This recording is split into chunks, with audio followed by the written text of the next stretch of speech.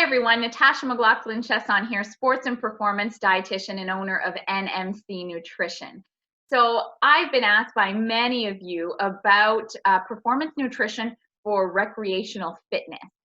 So I am very happy to welcome here today Lindsay McCoy, who is a board certified specialist in sports dietetics. She is a registered dietitian, and she's the owner of Crave Nutrition RD, which is a private practice out of Cheyenne, Wyoming. So welcome, Lindsay.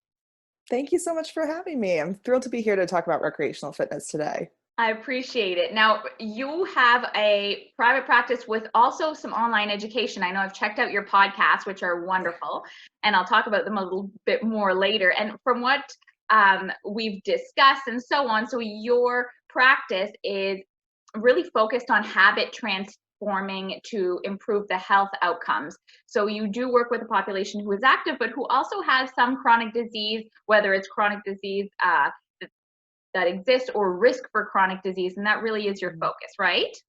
Yeah, you put that so beautifully. So I work with adults that maybe have a disease state like diabetes, high blood pressure, high cholesterol or triglycerides, and maybe they're not competing at like an athletic level, but they're kind of competing against themselves. And so sometimes that's maybe they want to participate in like a weekend warrior, like a 5K, a 10K race. Maybe they want to be able to bike again comfortably. And so it's like, how do we take nutrition to manage these disease states, but live a healthful, active lifestyle? I love that. That's fantastic. Now, what I like is that we are both sports dietitians, but of course, in the realm of sports dietitians, as you know, there are so many subcategories. So mine being performance and yours being recreational fitness and reducing the risk of chronic disease or treating chronic disease. So I think that is wonderful for you to be able to share some of your knowledge here as well.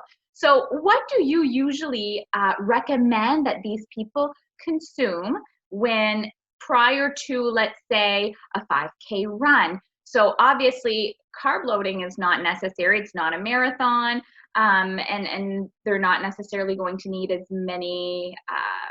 as large of a meal, I guess. So what would you recommend for these people? And I know a lot of my questions that I receive regularly are for people who also want to lose weight when they are recreational fitness enthusiasts. So you probably have that request quite often as well too with your population. You're right. You're right. So let's take kind of a generic person I might work with, an adult, maybe a little bit overweight, maybe elevated blood sugar, elevated blood pressure, not on a lot of medications because then we're delving into really individualized strategies, but they want to run a 5K. And so some of the topics I talk about are first recognizing what is even the type of activity that requires fueling for, like what would be considered recreational versus what would be considered a little more performance.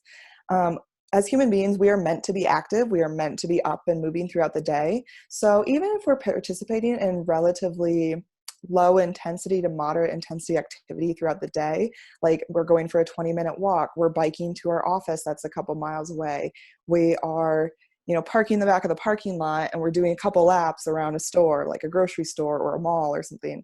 That's normal activity. That kind of activity, we don't even really need to think about fueling for. Exactly. So first it's kind of checking, what are we engaging in first?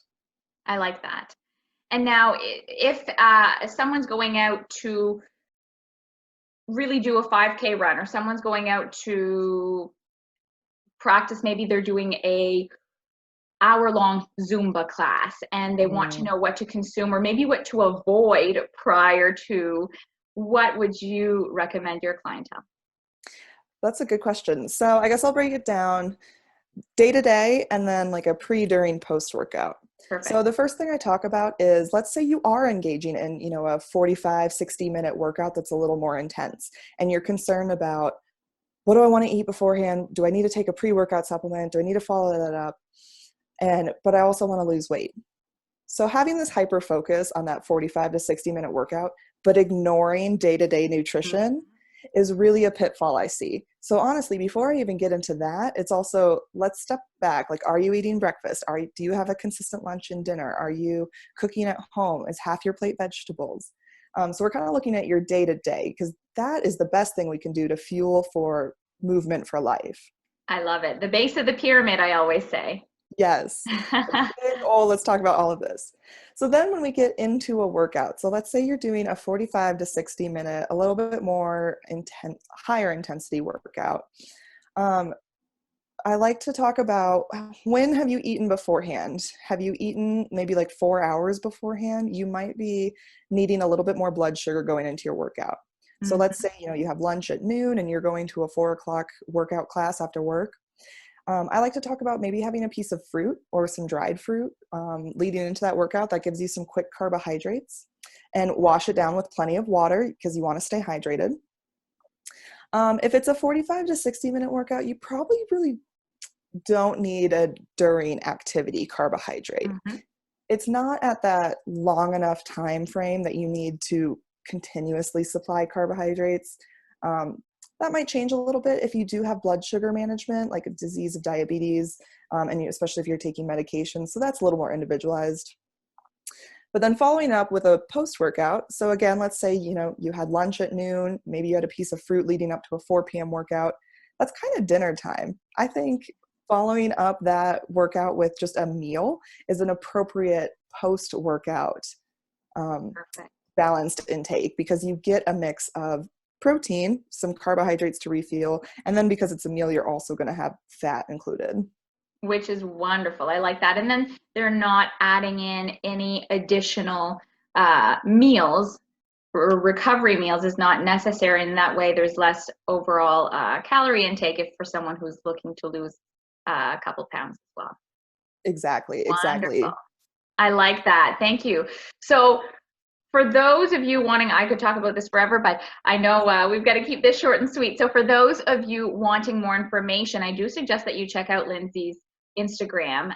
It's Crave Nutrition RD. And I absolutely love your Instagram, Lindsay. And I think I've told you this before, but I just like that it's like a blog post that would take you 2 weeks to read, but all in one picture. You know what I mean? Like a picture's worth 1,000 words. And it's just this, you see it and the recommendation is just perfect.